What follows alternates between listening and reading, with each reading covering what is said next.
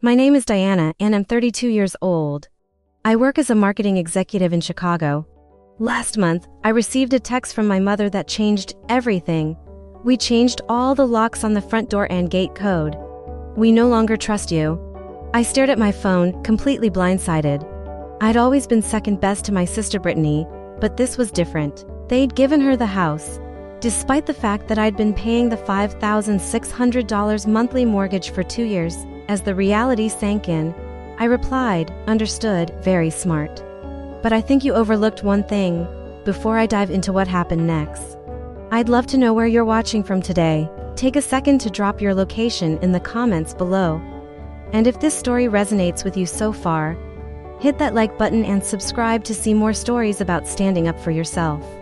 Now, let's get into how my family's betrayal led to the most difficult and ultimately liberating decision of my life.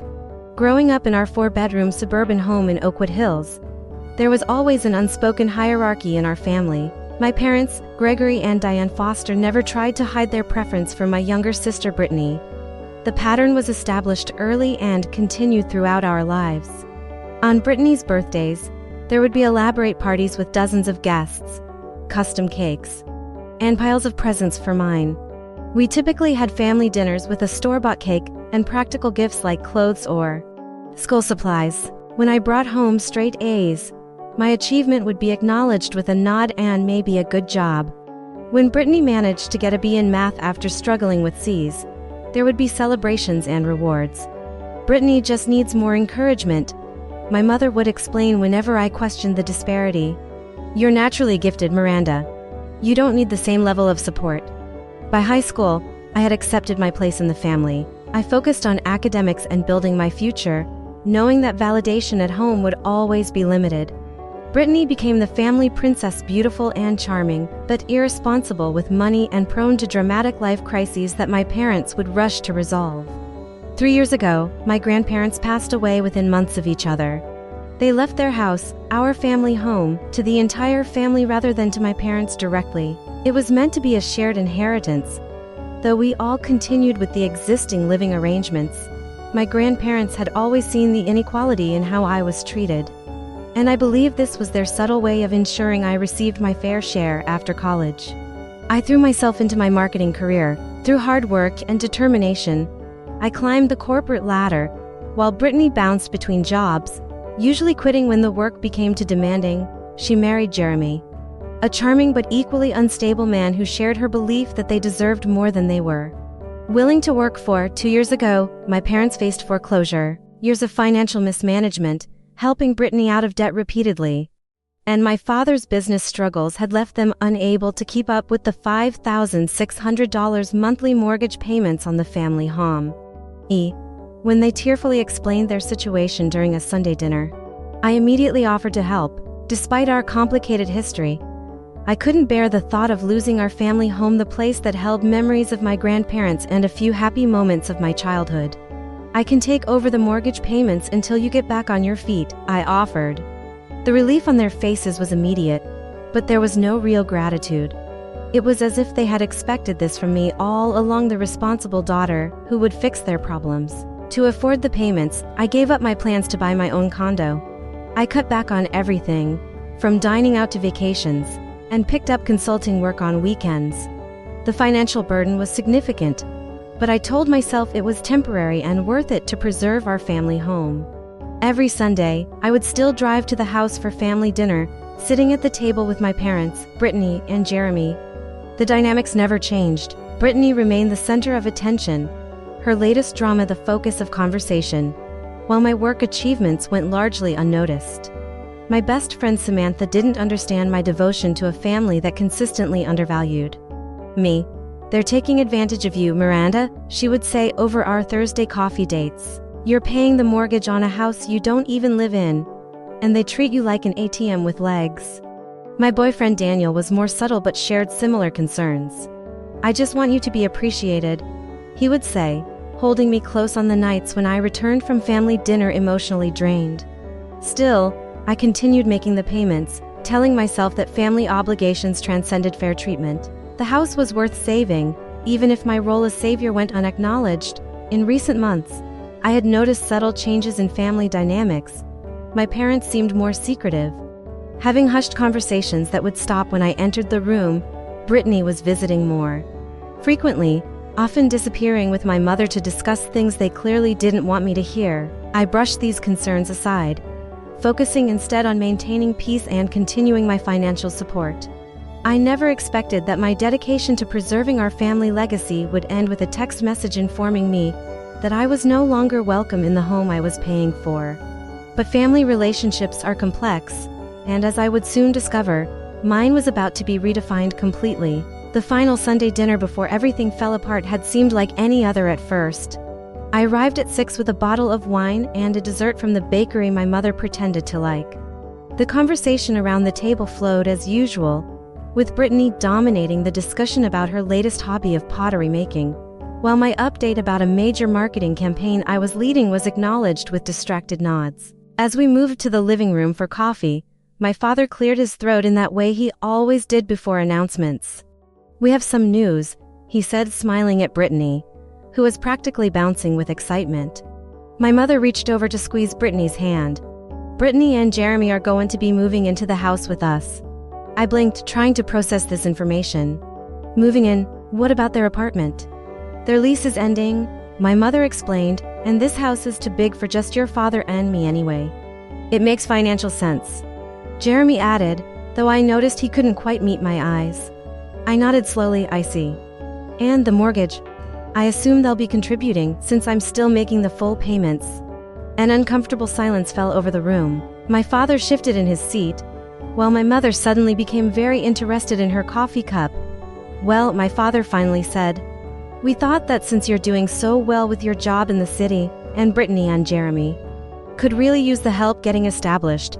"What your father is trying to say," my mother interrupted, "is that Brittany deserves this house. She's always been so attached to it, and with you living in the city, you don't really need it anyway." The words hit me like a physical blow. "Deserves the house? I've been paying the mortgage for 2 years," I said. "That's over $130,000 I've contributed to a house that apparently now belongs to Brittany." "Don't be so dramatic, Miranda." Brittany rolled her eyes. "It's not like you don't have the money. Besides, Mom and Dad always intended for me to have the house eventually." "Is that true?" I asked, looking directly at my parents. Neither would meet my gaze, which was answer enough. "I think I should go," I said quietly, gathering my purse. "You always do this," Brittany accused. "When things don't go your way, you just leave instead of supporting the family." I paused at the door. Supporting the family is exactly what I've been doing financially, at least. But I'm starting to wonder if that's been a mistake. I spent that night crying on Daniel's shoulder, pouring out years of built-up frustration and hurt. "They don't even see it," I sobbed. "They genuinely believe Brittany deserves everything without having to work for it." "Then maybe it's time to stop enabling them," Daniel suggested gently. For the next week, I avoided calls from my family. My mother sent a few text messages asking if I was still upset and reminding me that family harmony required sacrifices from everyone.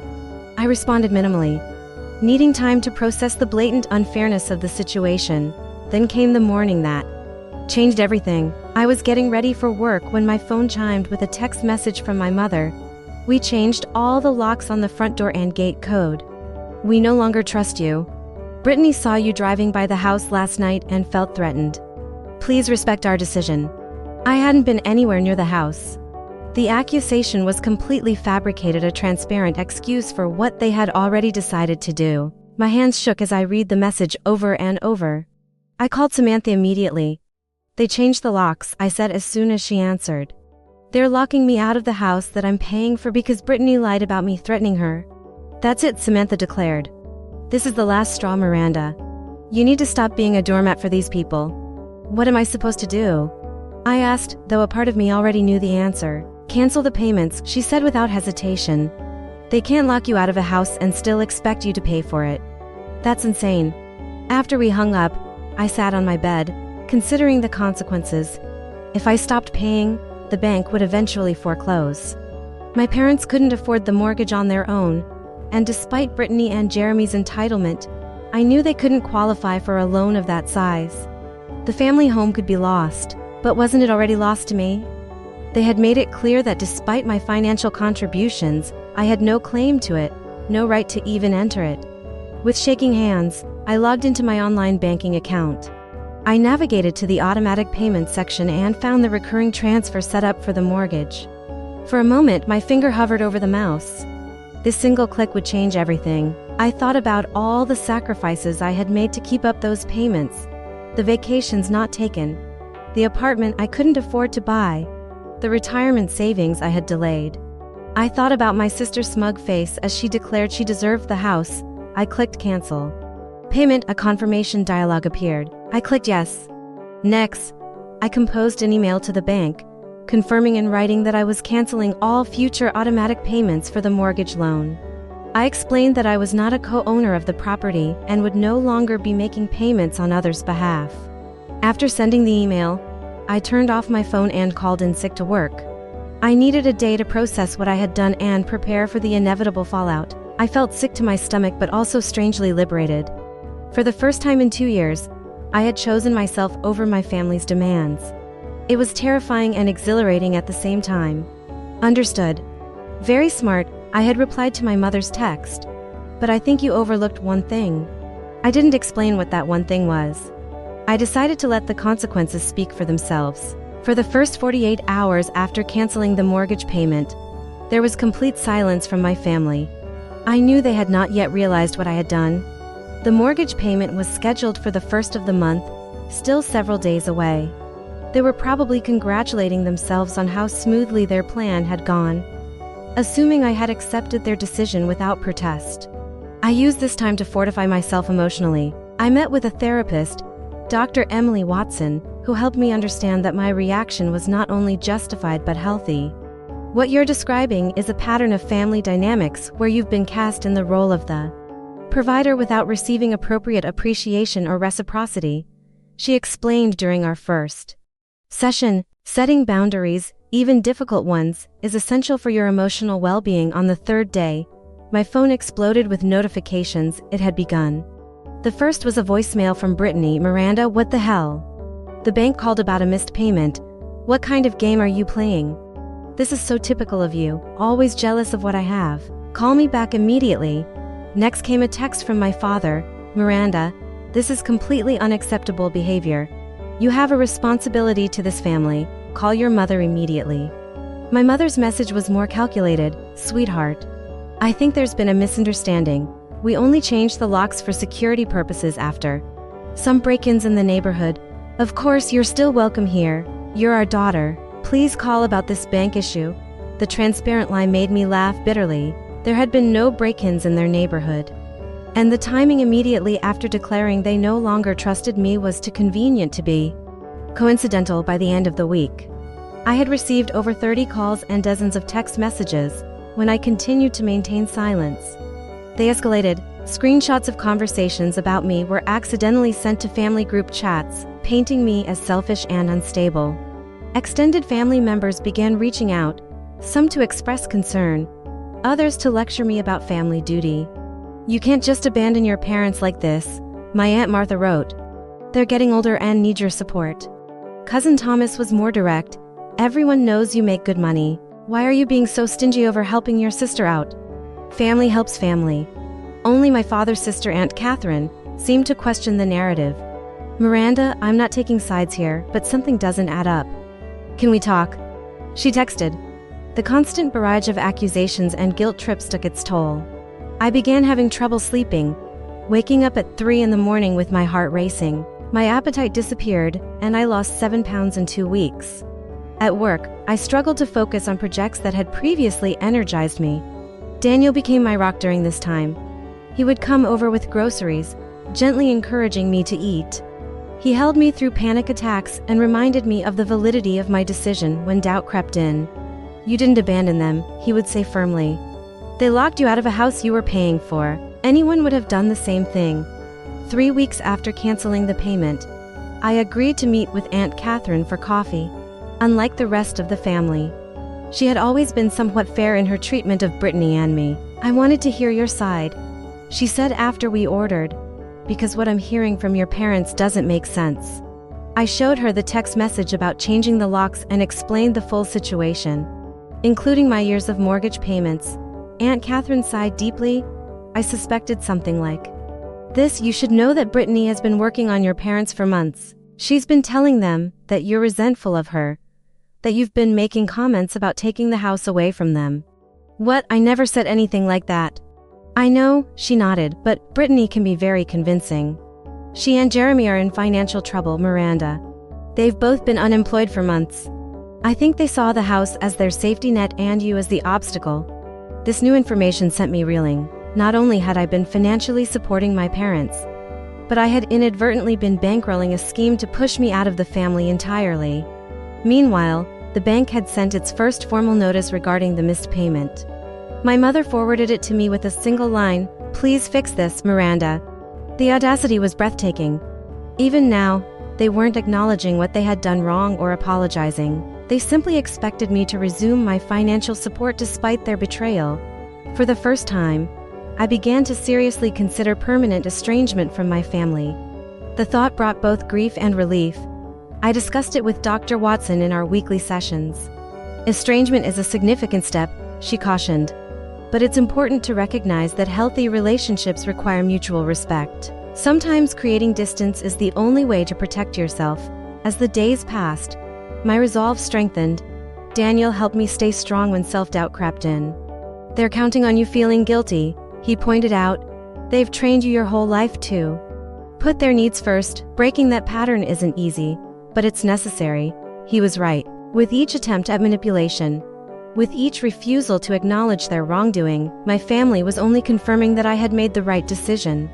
The mortgage payment had been the last thread connecting us, and now that I had cut it, I was beginning to see how unhealthy our relationship had truly been. Still, in quiet moments, I would find myself staring at photos from happier times, wondering how we had reached this point and if there was any path back to a healthy relationship. But as the bank's second notice arrived and my family's tactics grew more desperate, it became increasingly clear that reconciliation would require changes they weren't willing to make. 2 weeks after I canceled the mortgage payment, the situation escalated dramatically. The bank sent a formal default warning to the house address. According to Aunt Catherine, who had become my only source of information about the family, the letter threw my parents into a panic. They genuinely didn't think you would go through with it, she told me during one of our now regular phone calls. Your father kept saying you would come to your senses and start paying again. And Brittany? I asked, though I could already guess the answer. Brittany and Jeremy are in full crisis mode. They tried to apply for a mortgage themselves, but their credit is abysmal. Multiple rejections. They can't qualify for anything close to what they need. A small, petty part of me felt satisfied by this news. The reality they had been avoiding was finally catching up to them.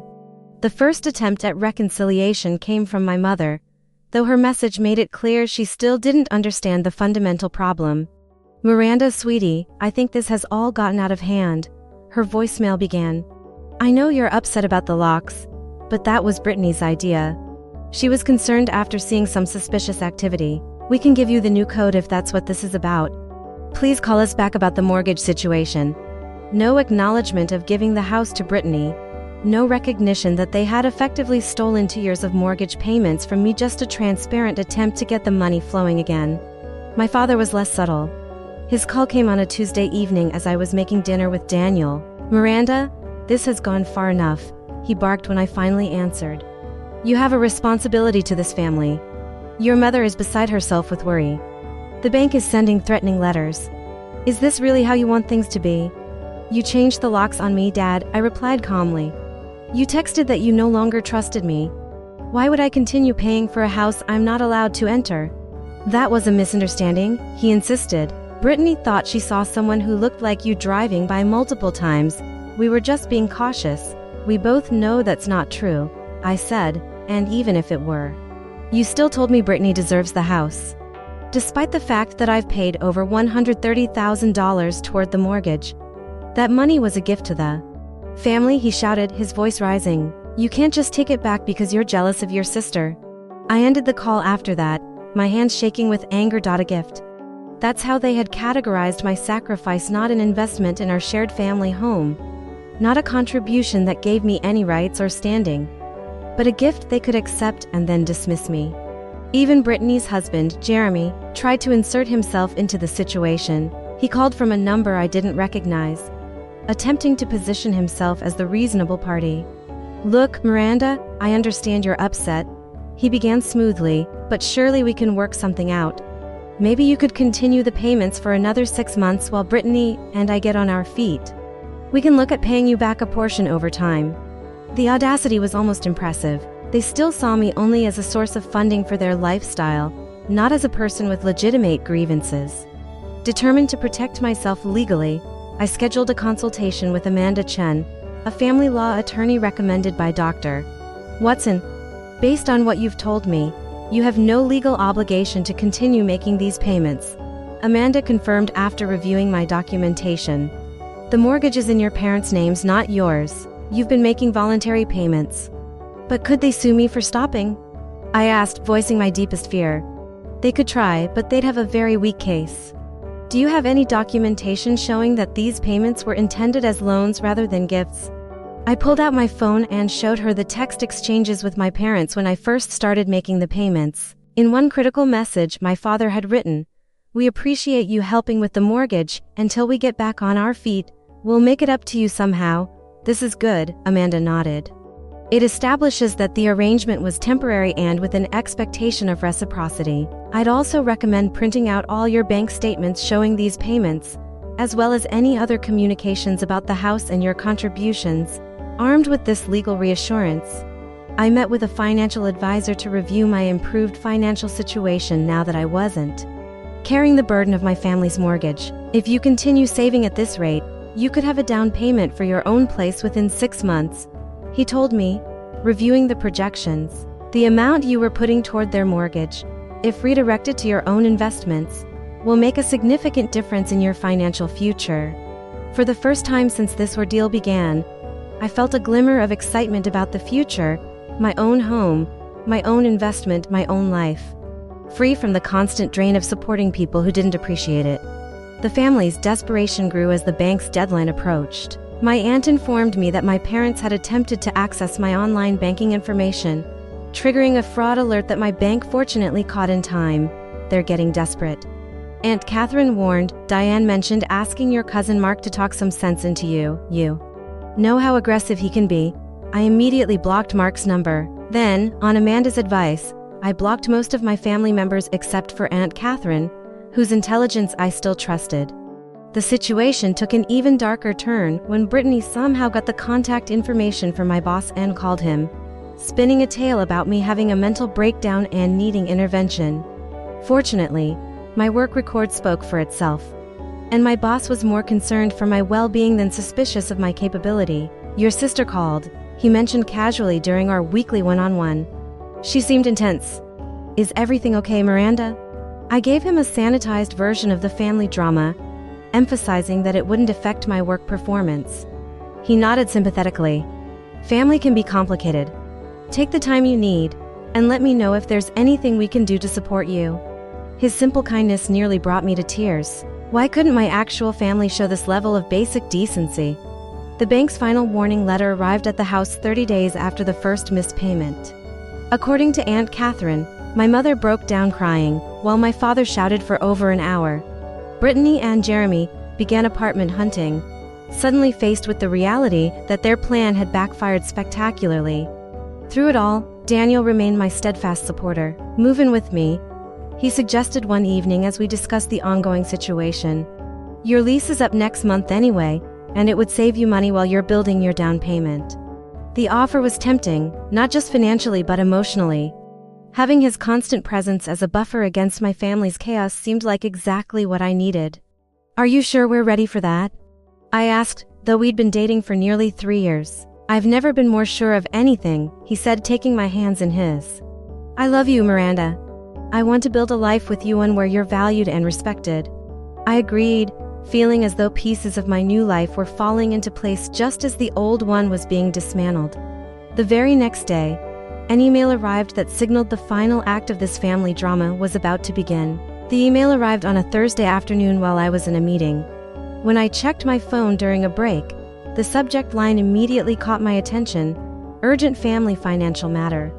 The sender was Richard Thompson, a lawyer I vaguely recognized as an old golf buddy of my father's. The message was brief but unmistakably panicked. Miranda Foster, I've been retained by Gregory and Diane Foster regarding the mortgage situation. We have a serious problem that requires immediate attention. Please call my office as soon as possible to discuss resolution options before this escalates further. I forwarded the email to Amanda Chen, who advised me not to respond directly. Let me handle any legal communications, she wrote back. Promptly, they're trying to intimidate you, but they have no legal leverage.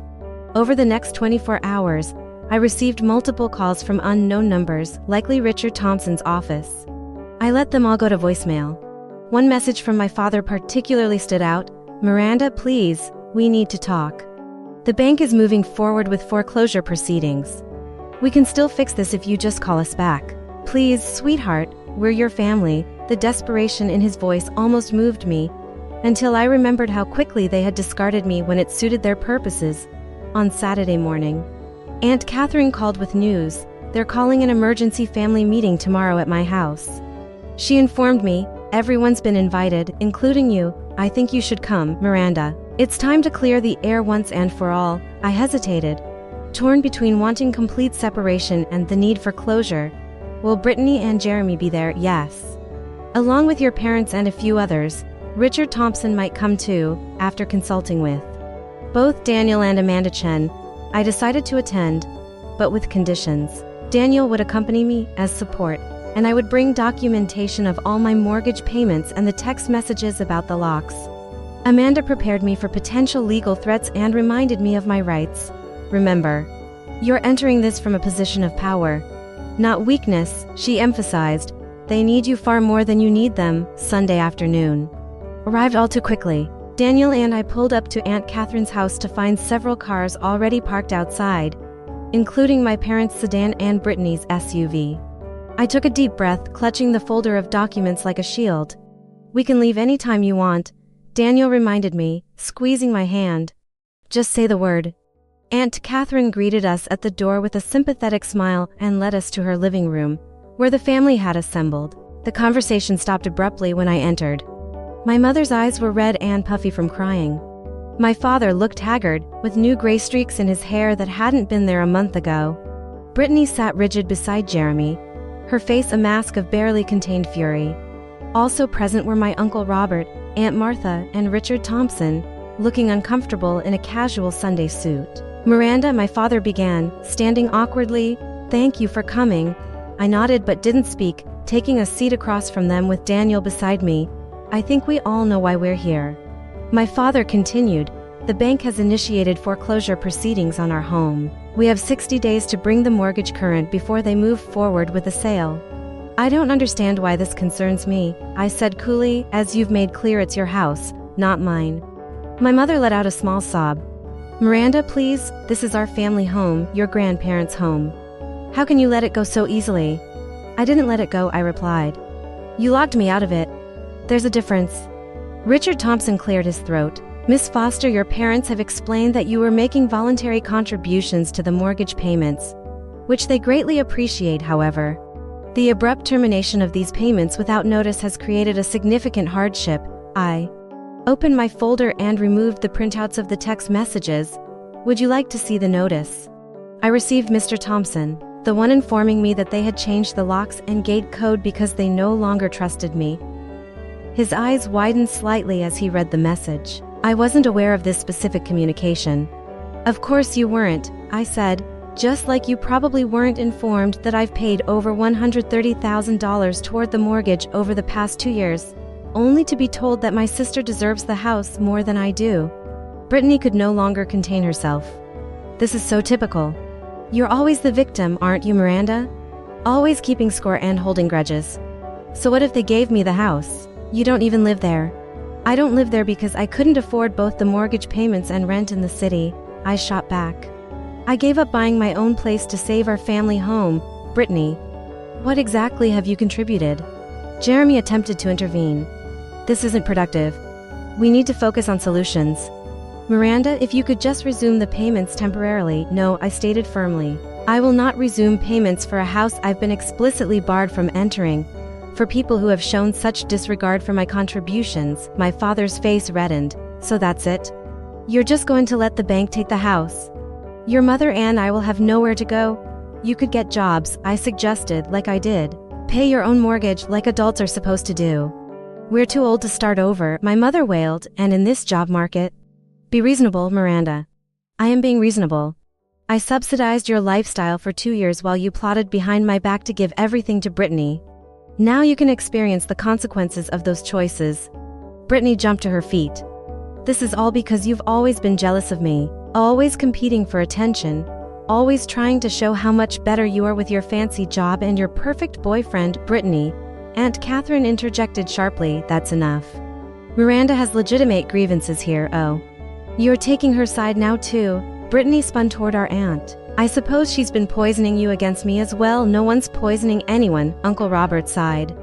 But Miranda's right about one thing. She's been paying the mortgage while being treated like an outsider. That's not fair by anyone's definition. The conversation devolved from there. Brittany had a complete meltdown, screaming that I was destroying the family out of spite. My mother alternated between sobbing and making guilt-laden appeals to my sense of family duty. My father vacillated between anger and desperate bargaining. Through it all, I remained calm, supported by Daniel's steady presence beside me, and the knowledge that I was finally standing up for myself after years of acquiescence. Richard Thompson, looking increasingly uncomfortable, finally spoke again. From a legal perspective, I must advise everyone that Miss Foster has no obligation to continue these payments. They were voluntary contributions without any formal agreement. While morally complicated, legally, this is straightforward, so she can just walk away, my father demanded incredulously. After all we've done for her, I couldn't help but laugh. All you've done for me, like what, exactly? Consistently favor Brittany, take my financial support for granted, lock me out of the house I was paying for? The room fell silent as the truth of my words hung in the air. What do you want, Miranda? My mother finally asked, her voice small. Do you want the house? Is that it? No, I don't want the house. I don't want anything from any of you anymore. I just want to be free of this dysfunctional dynamic where I give and am still treated like I don't matter. I stood up, gathering my documents. I'm done being the family ATM. I'm done being the responsible one who sacrifices everything while everyone else gets everything handed to her.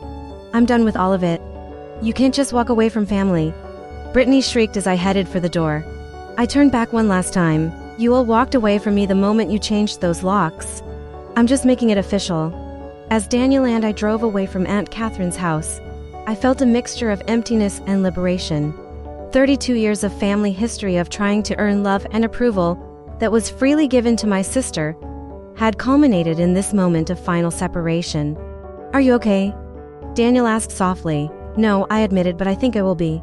The first week after the confrontation that my family had faced passed in a blur of emotions, processing, and practical arrangements. Daniel and I moved in together, finding a 2-bedroom apartment in a neighborhood we both loved, significantly more affordable than my previous place.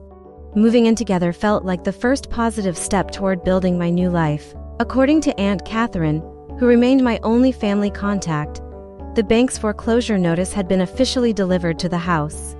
My parents had frantically applied for loan modifications and new mortgages, but their age and limited income made approval unlikely. Brittany and Jeremy, with their poor credit history, fared no better. The apologetic messages began to trickle in around the 2-week mark after the confrontation. My mother's came first, a carefully worded text that still managed to miss the point. Miranda, I hope you're doing well. I've been thinking a lot about our family situation.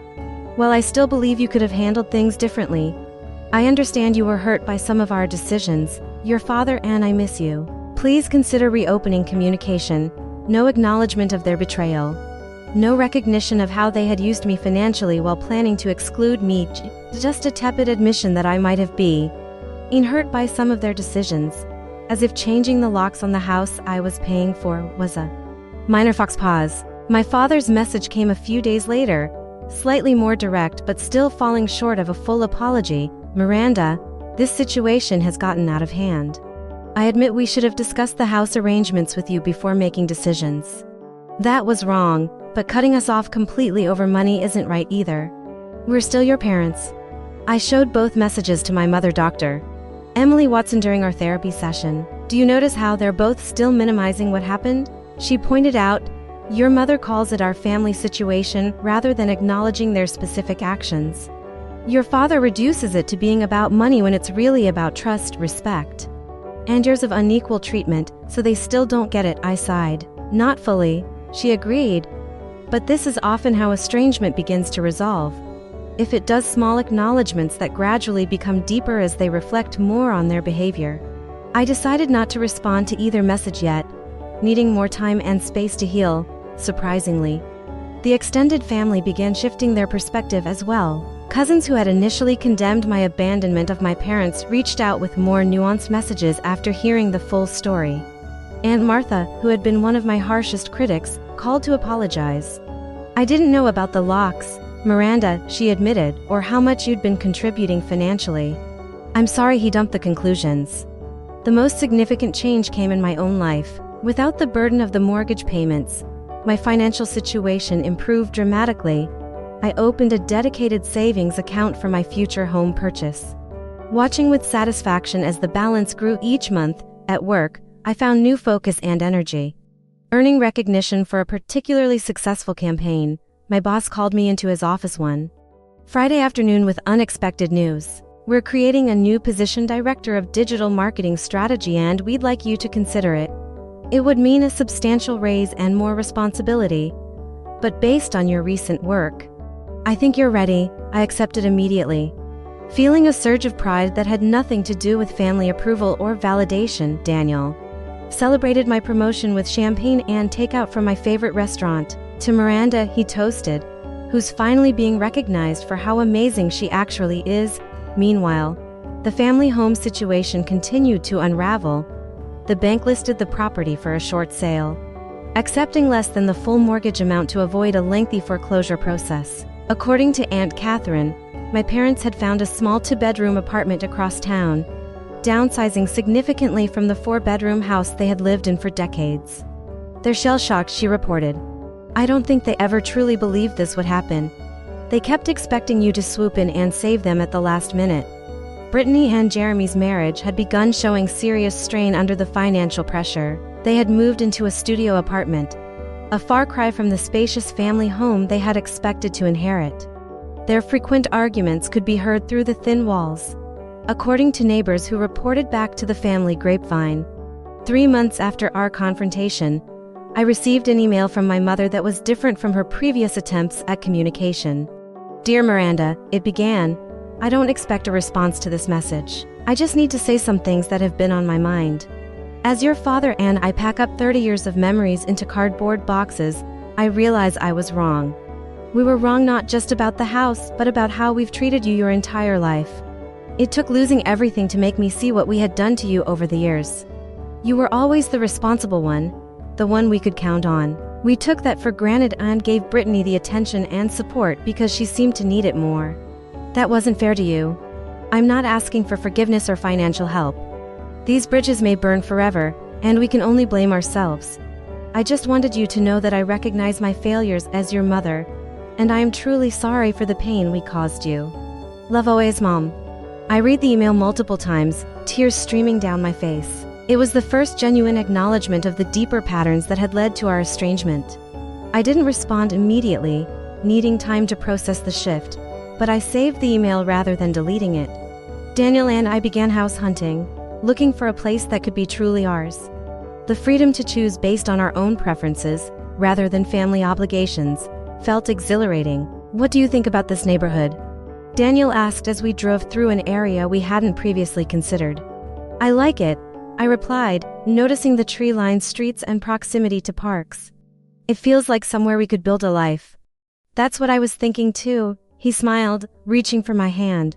6 months after canceling the mortgage payment, I agreed to meet my mother for lunch. We chose a neutral location, a cafe halfway between our respective homes. The conversation was awkward at first, filled with careful small talk about the weather and current events. Eventually, she brought up what we both knew was the real purpose of our meeting. I want to apologize again, Miranda, not just for the house situation but for everything. For always making you feel second best. for taking advantage of your generosity, for not being the mother you deserved." I nodded, acknowledging her words without immediately offering forgiveness. "I appreciate you saying that. It means a lot to hear you recognize these patterns. I've been seeing a therapist," she admitted, surprising me. "She's helping me understand how my own upbringing affected how I parented you and Brittany. It doesn't excuse what I did, but I'm trying to be better." We talked for nearly 2 hours, more honestly than we ever had before. She told me about the challenges of downsizing, about my father's struggle to accept their new circumstances, about Brittany's increasing instability as her marriage deteriorated. I shared selective details about my own life, my promotion, the house hunting, my continued therapy with Dr. Watson. I maintained boundaries, keeping the conversation focused on healing rather than rebuilding the same unhealthy dynamic. As we prepared to leave, she asked hesitantly, "Do you think we could do this again sometime?" I considered the question carefully. "Maybe let's take it slowly." It wasn't forgiveness exactly, but it was an opening a small crack in the wall I had built to protect myself. Whether it would lead to reconciliation remained to be seen. But for the first time, I was approaching family relationships on my own terms, rather than from a position of obligation or guilt. That evening, I reflected on the journey of the past 6 months with Daniel. I never thought I'd be in this position, I admitted, financially stable, emotionally stronger, actually considering having my mother back in my life, but on completely different terms. "You stood up for yourself," he said simply. Everything else followed from that. And he was right. The simple act of refusing to continue being exploited had rippled outward, transforming not just my family dynamics but my entire life. I had discovered a strength I hadn't known I possessed and boundaries I hadn't known I needed. As difficult as the journey had been, I wouldn't have changed it. Some relationships had been severed, others transformed. But I had finally found my voice and my value, and that was worth more than any house could ever be. The sunlight streams through the bay windows of our new home, casting warm patterns across the hardwood floors. Daniel and I have been here for 3 months now, gradually transforming the 3-bedroom craftsman into our sanctuary. It's smaller than my parents' old house but perfectly sized for us, with room for a home office and, eventually, perhaps a nursery. A year has passed since I canceled that mortgage payment and set in motion the collapse of my family's carefully constructed hierarchy. Looking back, I barely recognized the person I was then, so desperate for approval that I would financially cripple myself to earn a fraction of the love freely given to my sister. The family home was sold at a loss, with new owners moving in 6 months ago. According to my mother, they are a young couple with twin toddlers who plan to renovate the kitchen and add a playroom. Sometimes I drive by and see their children playing in the yard where Brittany and I once played. There's a symmetry to it that feels right, a new family creating their own memories without the weight of our dysfunction. My parents have adjusted to their more modest lifestyle with varying degrees of acceptance. My father initially struggled with what he perceived as a loss of status, but his part-time consulting work has given him purpose and structure. My mother has embraced downsizing with surprising enthusiasm, discovering a talent for making their small apartment feel cozy and welcoming. Our relationship remains tentative but improving. We exchange Christmas cards and occasional text messages. 3 months ago, I agreed to a dinner at their apartment, bringing Daniel as both support and buffer. The conversation remains superficial but cordial, focusing on safe topics like my mother's new volunteer work at the local library and my father's fishing trips with his retirement group. Brittany's story took a different turn. Her marriage to Jeremy collapsed under the strain of financial hardship and mutual blame. They separated for months ago, with Jeremy moving back to his parents' home in Colorado. Brittany now lives in a studio apartment, working as an administrative assistant at a local insurance office, a far cry from the privileged life she had expected to lead in the family home. We haven't spoken directly, though she occasionally sends bitter text messages when she's been drinking, accusing me of destroying the family out of jealousy. I've learned to let these roll off me, recognizing them as projections of her own disappointment rather than reflections of reality. My final session with Dr. Emily Watson was last week. After a year of weekly therapy, we both agreed I had developed the tools needed to navigate my family relationships and maintain healthy boundaries. "You've done remarkable work, Miranda," she told me as we concluded our time together. "You've transformed your understanding of your worth and your right to be treated with respect." Professionally, I've thrived in my new role as marketing director. The substantial raise that came with the promotion, combined with the money saved from no longer paying my parents' mortgage, accelerated our home buying timeline. Daniel and I were able to put down a 20% deposit, securing a manageable mortgage on our own terms. Daniel proposed 3 months ago, on the anniversary of the day I canceled the mortgage payment. "I chose today because it's when you truly began putting yourself first," he explained as he knelt before me, ring box open to reveal a simple but elegant solitaire. "I want to spend my life with a strong, self-respecting woman you've become." Our wedding plans are underway, deliberately small and intimate. I've invited my parents, but not Brittany, a boundary decision that felt both difficult and necessary. Aunt Catherine will be my matron of honor, having remained my steadfast ally throughout this journey. Last month, I had lunch alone with my mother for the first time since our estrangement. She seemed smaller somehow, more vulnerable, but also more authentic than I had ever known her to be. "I've been thinking a lot about family patterns," she said as we shared dessert, "about how my mother always favored my brother and how I unconsciously recreated that dynamic with you and Brittany. Do you think it can be broken?" I asked. "The cycle, I mean," she looked at me thoughtfully. "I think you've already broken it, Miranda, by refusing to accept the role we assigned you, by demanding better." She paused, then added quietly, "If I ever have grandchildren, I promise to love them equally." It wasn't a perfect conversation, but it felt like the beginning of a new type of relationship, one based on mutual respect rather than obligation and manipulation. As I reflect on this journey, I realized the most important lesson wasn't about family loyalty or even standing up for myself, though those were significant. It was about recognizing that you cannot set yourself on fire to keep others warm, that true love, whether familial or romantic, involves reciprocity and respect, not sacrifice and exploitation. I no longer harbor anger toward my family, though I maintain careful boundaries. I understand now that my parents did the best they could with their own limited emotional tools, and Brittany is a product of the unbalanced system they created. Understanding doesn't require me to subject myself to further harm, but it has helped me release the bitterness that once threatened to consume me. Daniel comes up behind me as I stand at the window, wrapping his arms around my waist. "Penny, for your thoughts," he murmurs into my hair. "Just reflecting," I reply, leaning back against him, "on how sometimes the hardest decisions lead to the greatest freedom." He nods, understanding as always. "No regrets?" "None," I say with complete honesty. For the first time in my life, I'm exactly where I'm supposed to be. I am in a home that's truly mine, with a partner who values me, surrounded by relationships based on mutual respect rather than obligation. The journey here was painful, but the destination has been worth every difficult step along the way. Have you ever had to make a difficult decision that ultimately led to your freedom? I'd love to hear about your experiences in the comments below. How did you find the strength to stand up for yourself when it felt like everyone was against you? If this story resonated with you, please hit that like button and subscribe to see more content about setting boundaries and reclaiming your self-worth. And don't forget to share this video with someone who might need to hear that it's okay to choose themselves sometimes.